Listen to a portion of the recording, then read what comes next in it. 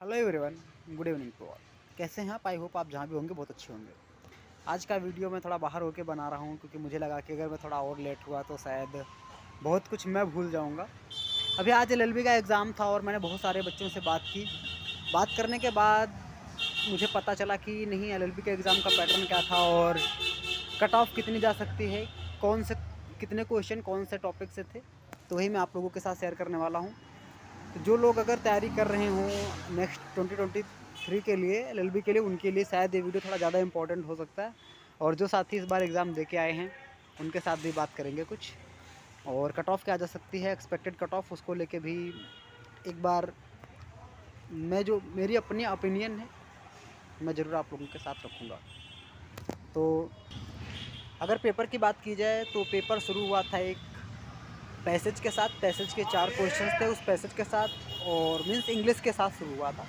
और उसके बाद फिर पॉलिटी का पोर्शन आना धीरे धीरे स्टार्ट हो, फिर उसके बाद तो मिक्स पेपर होता ही है। जैसा कि आप लोगों को पता है कि सेगमेंट में बटा नहीं होता है पेपर। पेपर में सारे क्वेश्चंस मिक्स होते हैं और उसी में से आपको जैसे अगला क्वेश्चन हिंदी का, सॉरी, पॉलिटी का है तो हो सकता है नेक्स्ट करंट अफेयर से आ जाए, फिर नेक्स्ट मैथ्स या रीजनिंग से आ जाए। आज के पेपर के लिए एक बहुत बड़ा प्लस पॉइंट उन लोगों के लिए था जिन्होंने मैथमेटिक्स बिल्कुल नहीं पढ़ी थी। उनके लिए तो ये कह सकते हैं कि सोने पे सुहागा हो गया कि उन्होंने पढ़ा भी नहीं और मैथमेटिक्स पेपर में आई भी नहीं।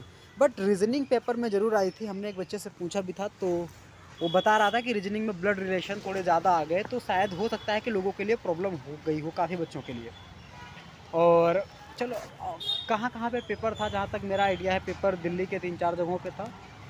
और जैसे कि नोएडा सेक्टर 62 साकेत के पास एक इंस्टीट्यूट है वहाँ पे, और एक बोधीपुर में इंस्टीट्यूट है वहाँ पे करनाल बाईपास।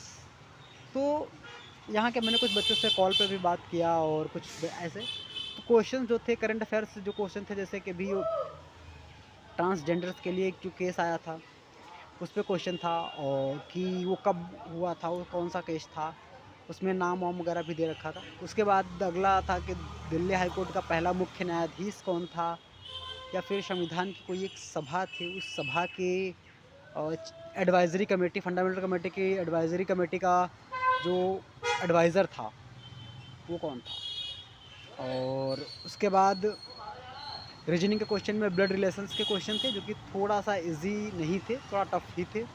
और इंग्लिश में जो क्वेश्चन थे वो ऑब्वियस सी बात है कि जिन्होंने इंग्लिश मीडियम से कर रखा है उनके लिए भले ही इजी हों, बाकी किसी और मीडियम वालों के लिए बिल्कुल भी इजी नहीं थे।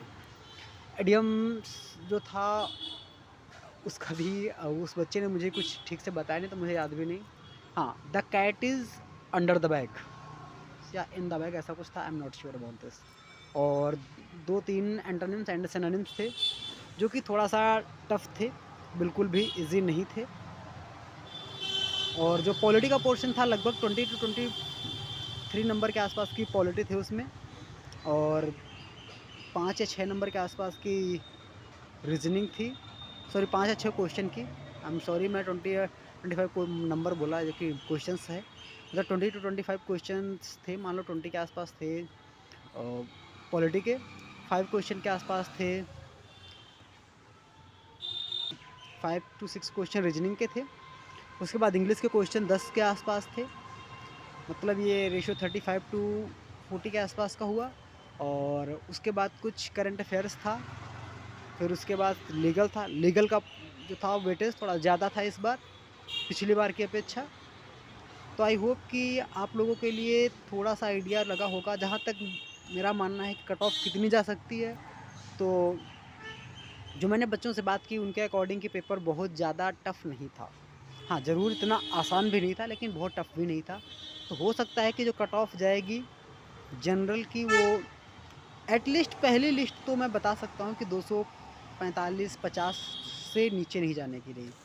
और ओबीसी की जहाँ तक बात की जाए तो 230 to 235 जाएगी।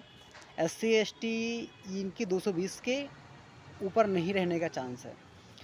लास्ट तक आते आते ये कट ऑफ तीसरी लिस्ट तक आते आते, तीसरी लिस्ट तो आएगी आएगी, उसमें कोई डाउट नहीं है। पहले फर्स्ट सेकंड थर्ड लिस्ट तो आती आती हैं लॉ फैकल्टी के लिए।